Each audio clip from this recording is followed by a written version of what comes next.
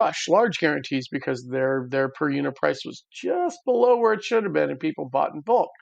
It's really an interesting, uh, really interesting thing, and I don't want to get too inside baseball because Sure.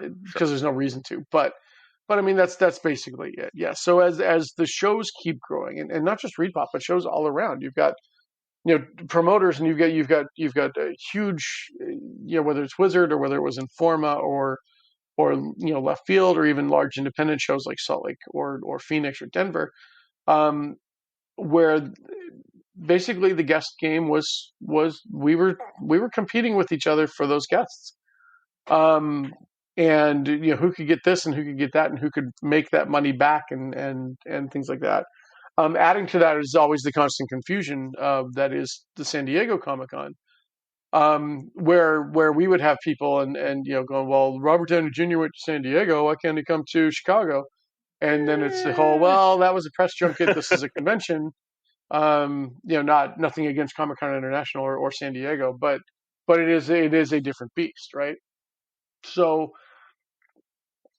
there's always that trouble, but it's the relationships you build. So it was the relationships with those agencies where I had to kind of that was ground level, that was ground zero for me. So getting to know the people at the Alphabets, at the CAA, at UTA, at WME, at Gersh, at these different places, that was new. And being on the East Coast, actually, that was a big help because most of them have offices in New York.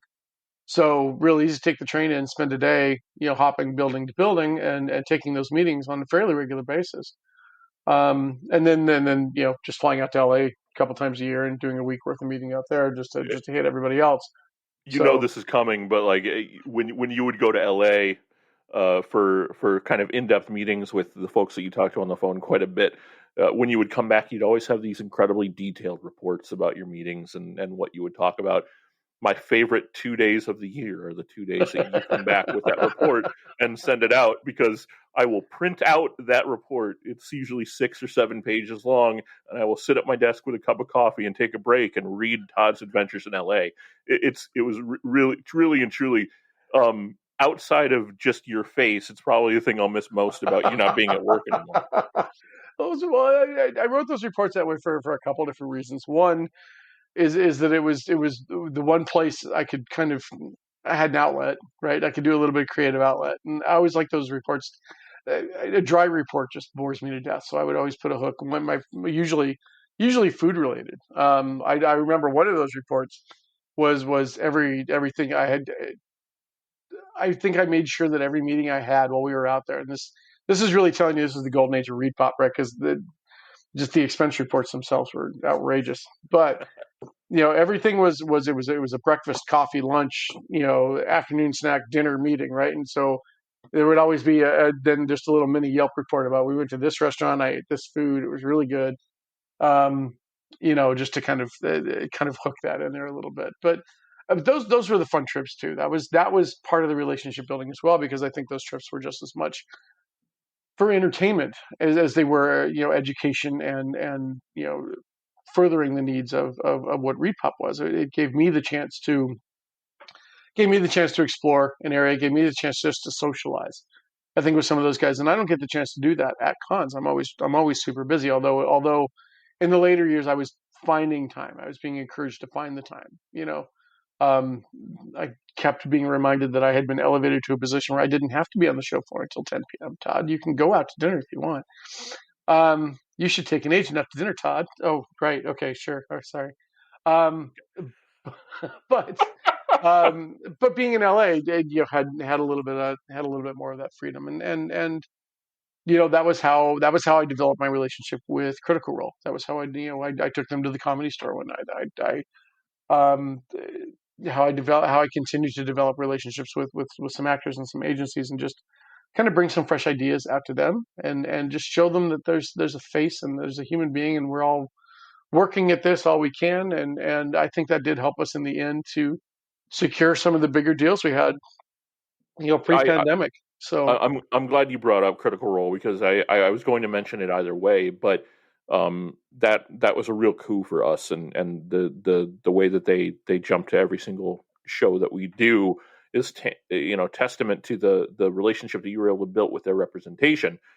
And I wrote this down in the outline as the importance of being Todd, right?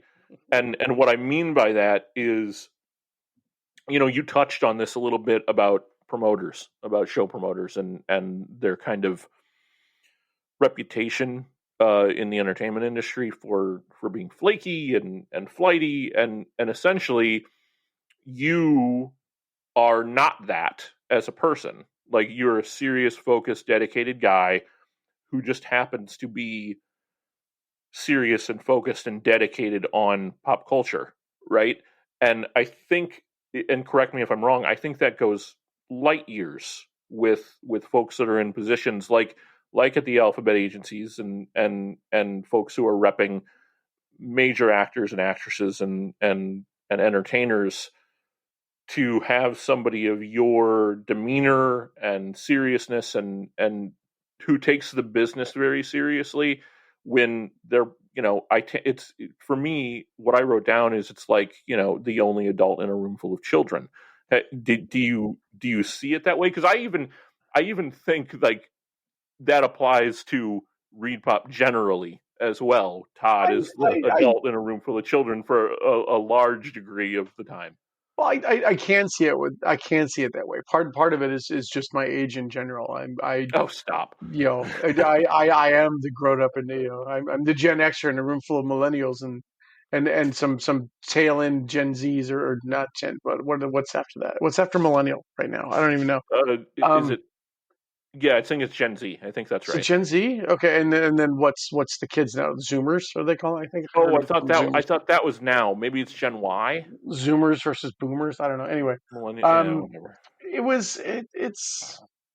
it's not even necessarily being the adult in the room. It's just being able to make them, help them to get what they want while we're still getting what we want. It's the art of negotiation. It's not to quote, or, anyway, it's the art of the deal, right? I don't know why that came in my head, because God, I'm gonna have to wash my brain out now.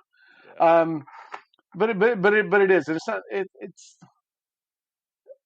you take the job seriously, but you can't take it too seriously. You know what I mean? You've got to be able to. Well, okay, we tried that. That didn't work. Now what? Like, what's next? Like, let's go Jed Bartlet. Let's go with what's next. It's Let's. that happened. Okay, but that didn't happen, and that's okay too, right? If we didn't get this guest at that show, that doesn't mean we're not going to bring that guest to the next show.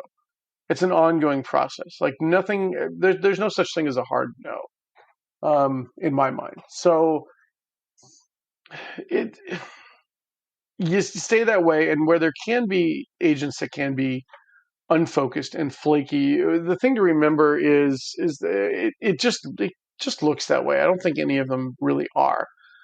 I don't ever want to be, and this is something that had been brought up to me a few times, after post Reed Pop, was it I should go flip to the other side. I should go be an agent. I'm like, I would love to. If an alphabet wanted to hire me, I would go do that, because at least there's some base, there's some security. With the rest of this, it really is, they are the true salesmen. They are, out there selling, and this is going to be a really bad analogy, but they're out there selling that vinyl siding that is a celebrity to every house that needs it, right? They are the ones out there trying to get their clients to all these shows, to do all these things, and they've got a lot of moving pieces, a lot more than I do, or I did, in different things. If they've got 8 guests, and each of those guests are doing a show every weekend someplace, like, they've got a lot going on. So I always felt that it was my job to make the I always felt like it was my job to make the other conventions their clients were going to the problem child. It was my job not to be that.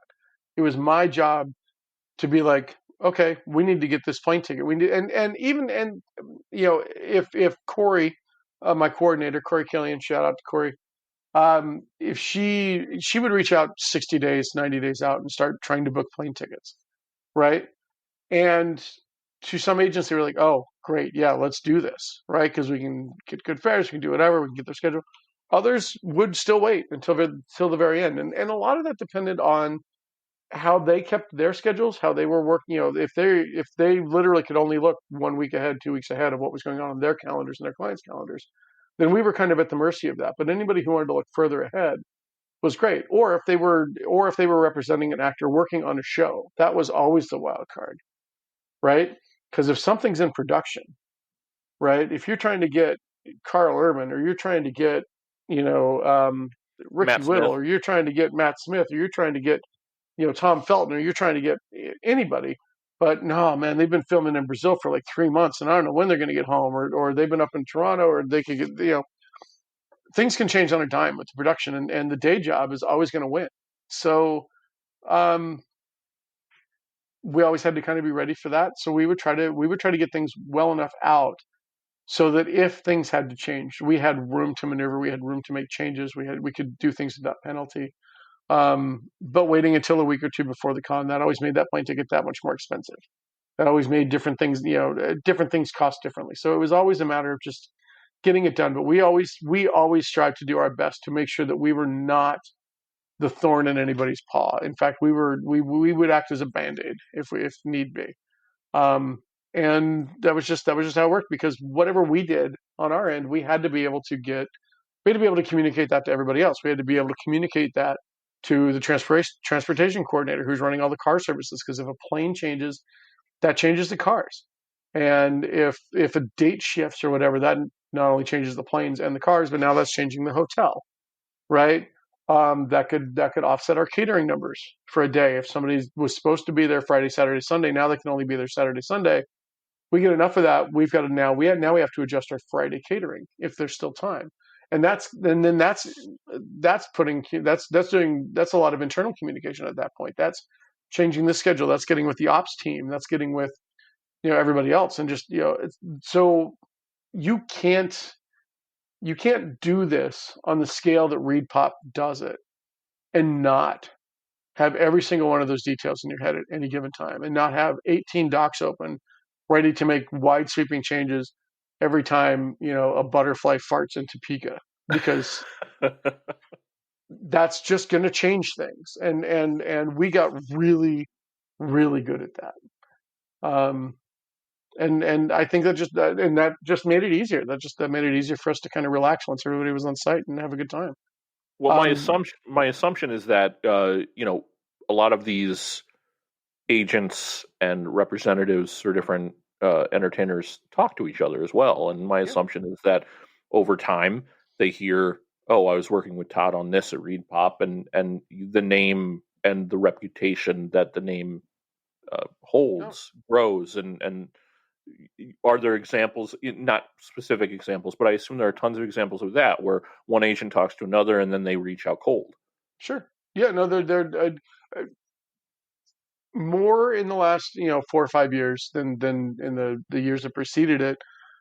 People would come to us. I mean, I'd go out and I'd source information and things like that if for the big, like, A-list headliner kind of things. But a lot of the regular convention people, they were coming to us. They're like, "Hey, we want to do your shows," things like that, and we'd look and see what shows they'd already done in the area. Obviously, we're not looking to oversaturate, but even then, all of that just gives you data for negotiation. We have our markets to protect. Everybody else has their markets to protect.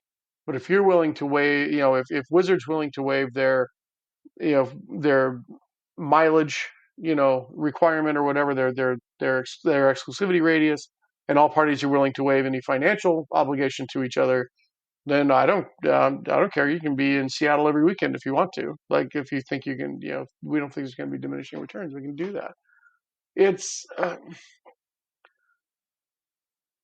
yeah, Well, it's an interesting balance, right? it There's it, it really is. Yeah. and I'm glad that you brought up convention regulars and that sort of thing, because I think there is I think we can all agree there are levels of guests at a show, and you talk about A's and B's and C's and that sort of thing. It's not like we have them necessarily stacked in an order somewhere in a file, but how No, you might how not. I've been in many of your docs. Oftentimes you would shout over cubes and say, "Gabe, get the hell out of the dock. I'm trying to save something.